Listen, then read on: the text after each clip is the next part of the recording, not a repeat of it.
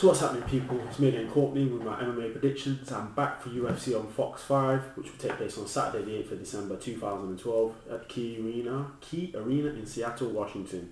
There are 4 fights on the main card. I worked my way from the main event down to the bottom of the main card. Obviously the main event on this is Benson Henderson versus Nate Diaz for the lightweight championship of the world. Benson Henderson, current lightweight champion. He's 5'9", he's got 17-2 record. He's got really good striking. He's got a black belt in Taekwondo, I think. Yeah, he has. He's really good wrestler as well. Decent jiu-jitsu as well. I think he's a brown belt. I'm not sure about that, but I think he is. He's got really good takedowns. He's got good submissions and good submission defense as well. Or the submission defense, I don't know. Submission survival.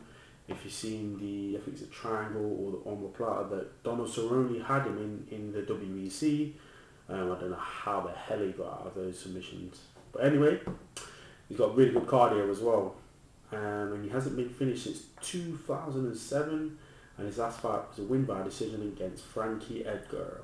In his last 5 fights, unbeaten. He beat Frankie Edgar twice. Both controversial, as some people say controversial. It is what it is. He beat him twice. But anyway, he's fighting Nate Diaz, who's 6'4". He's got 16-7 record, 16 wins, 7 losses. Really good boxing. He's got the Stockton pitter patter slap. He's got that going on. Hurts like hell, I can imagine. He's got really good jiu-jitsu as well. I think he's a black belt. I think he became a black belt this year. So he's not afraid to fight off his back. He hasn't been finished since 2006. His last fight was a win against Jim Miller, and that was by a nasty guillotine. For this fight, I think Ben Henderson's gonna, take Nick Diaz down and not be afraid to take him down, have a few bit of ground and pound, and get straight back, try and get back up again, or he'll may just lay and pray. I don't know, but Nate Diaz does have a problem with that type of fight, because if you see against Clay Guida, that's what he did to him, kept taking him down, took a few shots, took him down. And because Nate Diaz being Nate Diaz, being the way he is, and he's comfortable on his back, he'll go to his back to get the submission. I'm not sure if this is a good idea against Ben Henderson. I would try and keep him on the feet, because that's where I see him having the advantage over Ben Henderson. Clay Guida kept him down. Joe Stevenson kept him down. Who else? Someone else did as well. But yeah, you can't be lazy with the takedown with Nate Diaz. You have to follow through. Ben Henderson's got that takedown where he smashes his head right into the chest. So hopefully he won't get caught taking for the takedown. But anyway, for this fight, I'm going to go with Benson Henderson via decision. I think he's going to out-wrestle him, I don't think he'll finish Nate Diaz, but I think he'll out-wrestle him. Ben Henderson, decision win. Next on the card is Mauricio Shogun Hura versus Alexander Gustafsson. Mauricio Shogun, former Pride Grand Prix champion, former UFC light heavyweight champion. 6'1", he's got a 21-6 record. Wicked Muay Thai, knees, punches, elbows, flying kicks, spinning around, now's case, jumping backside kick. He's got it all. He can do all of that. His back. His chin has been tested numerous times, but his body won't hold up to it because he can't take body shots, which will work in the favour of Gustafsson. Shogun's got some crazy takedowns as well. He'll get people down to the floor. He'll trip them up, and get them to the ground. His jiu-jitsu is really good. A lot of people don't remember that he's a brown or black belt in jiu-jitsu, and he will catch people with leg locks and foot locks, ankle locks, heel holds. He will try those. So yeah, he's got a decent submission game as well. Cardio, I don't know. It's up and down for him. You never know with Shogun. In his last 5 fights, he's had 3 wins and 2 losses. And his last fight was a win against Brandon Vera, that classic. That was a wicked match, wicked fight. But anyway, he's fighting Alexander Gustafsson, who's 6'5". He's got a 14-1 record. Gustafsson's got really good boxing, good footwork, good movement. He uses reach very good, and he uses body shots as well, which is Shogun's kryptonite. Gustafsson in his last 5 fights has been unbeaten. His last fight was a win against Thiago Silva in Sweden, and that was via decision. This fight, seen Gustafsson using his range, trying to keep Shogun away, and moving around the octagon. Shogun would plod, stalk. But I'm not betting against Shogun. I think Shogun's going to catch him with the overhand right. If you look at Gustafsson, sometimes the way he holds his hands, they are down. Because he's so tall, doesn't do that. His arms are a bit down. I think Shogun's going to catch him with the overhand right, but I think Shogun can finish him. But yeah, picking Shogun to win that fight via TKO. Gustafsson probably could win, but I think Shogun, this is a step up in class for Gustafsson. He's going to have to pull out all the stops, but I don't think he will.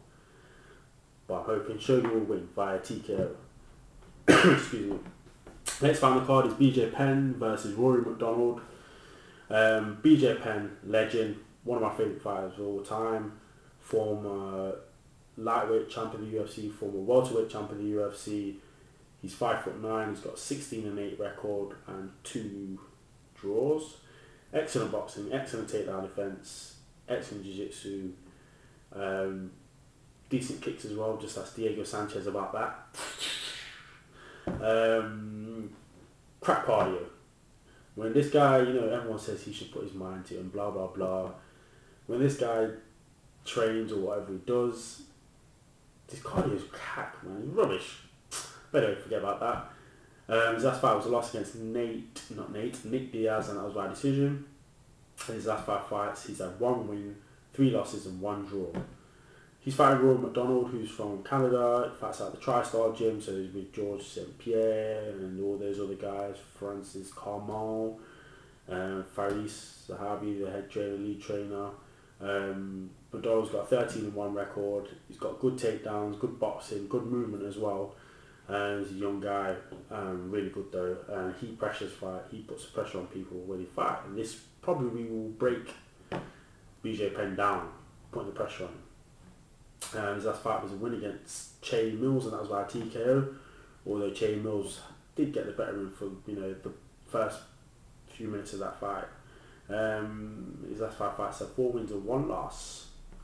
This fight, actually, I'm not betting against BJ Penn. You crazy? I never bet against BJ Penn. BJ Penn to win via TKO. I don't care what you say. I don't bet against BJ Penn. I can't. It's not no blood. The next fight on the card is Mike Swick versus Matt Brown. Mike Swick, 6'1", he's got a 50-4 record. Quick Swick, good striking, good boxing, very quick, good jiu-jitsu as well. Has he got the gas left? He's been out for a while, although he fought in August. He's been out previous to that for 2 years. Has he got the gas? In his last fight, he looked okay, but it's a bit of ring rust. His last fight was a win against DeMarcus Johnson. That was by KO. He caught the leg as DeMarcus kicked, pushed him down to the floor, and then followed up and just pow, took DeMarcus out. In his last 5 fights, he had 3 wins and 2 losses, and he's fighting Matt the Immortal Brown, who's 6'4". He's got a 17-11 record. Matt Brown. Good boxing, good KO power, heavy-handed guy, got a lot of heart as well, and he's got a decent submission game as well. Although his submission, if you look at his loss record, his kryptonite is submissions, and some of those are guillotines as well. Swickatine, guillotine. But yeah, his last fight was a win against Luis Ramos, and he's on a 3-fight win streak at the moment. His last 5 fights have 4 wins and 1 loss. Matt Brown, he's a good fighter, Swick's a good fighter, but Swick's coming back off this long injury layoff thing, illness. Not this fight, but he's been off.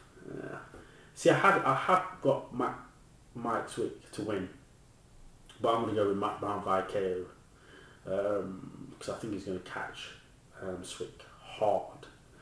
But anyway, let's just give a round up of those picks. Henderson to retain the lightweight championship. Who else is fighting? What did I just say? Henderson, Mauricio Shogun Hua, via TKO, BJ Penn via TKO, and Matt Brown via KO. I did pick Swick originally, but I picked Matt Brown. Don't forget to give me a thumbs up, subscribe wherever the subscribe button is, leave a comment, follow me on Twitter with the same username, chokewho, look at my Facebook page, facebook.com/Courtney MMA. I train at leicestermma.co.uk. Get down there if you're in the Midlands. Check out lapelchoke.com. You have to go there. If you're anything submission related, BJJ, no-gi grappling, go over there right now, lapelchoke.com. Put the link in below. tweetmma.co.uk and middleeasy.com. You have to go to that site. You have to. And go check out my friend's website, allthingsmma.co.uk. Mr. Ben Adams. There you go. But yeah, also on the you need to check the undercard of this fight on this card as well. You've got Dennis Siva versus Phan. That'll be a wicked fight. Eve Edwards versus Jeremy Stevens. That's going to be a badass fight. And you've got Rafael Hassan Sal versus who is it? Hold it. Just checked.